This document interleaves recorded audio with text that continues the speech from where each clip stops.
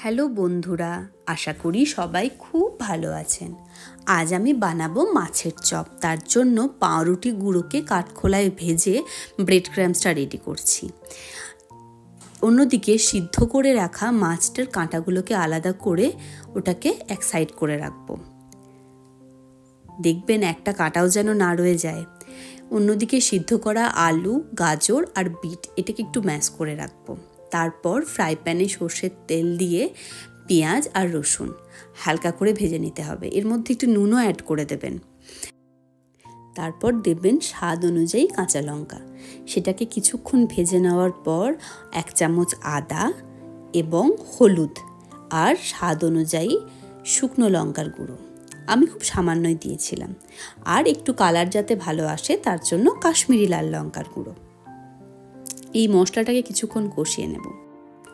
আমরা যেহেতু ব্যাঙ্গালোরে থাকি আর দক্ষিণ ভারতের তো চপ পাওয়াই যায় না, আর সিঙ্গাড়া পাওয়া গেলেও তার স্বাদ একদমই ভিন্ন। আর আমরা যে বাঙালি চপের দোকানে চপ খেতাম সেটা আমাদের বাড়ির থেকে বেশ অনেকটা দূরে, যেখানে সবসময় যাওয়া সম্ভব হতো না। তাই আমি বাড়িতে চপ তৈরি করা শুরু করলাম।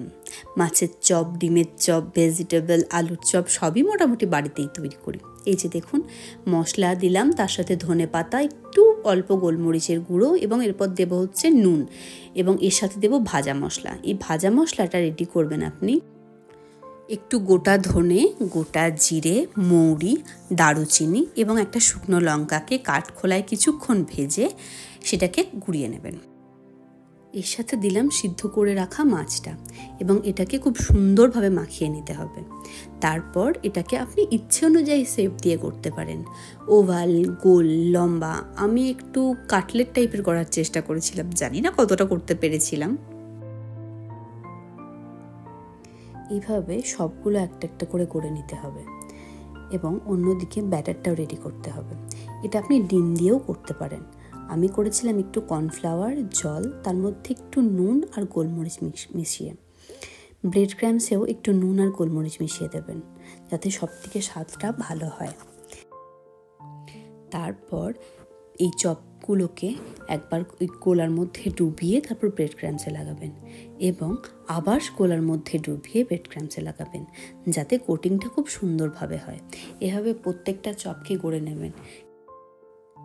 তারপর কিছুক্ষণ রেস্টের মধ্যে রাখবেন যাতে ঠিকভাবে চপগুলো সেট হয়ে যায়। তারপর গরম তেলে একটা একটা করে ভেজে নেবেন।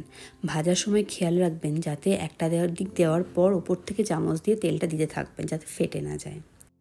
তারপর গরম গরম মাছের চপ কাসুন্দি আর স্যালাড দিয়ে পরিবেশন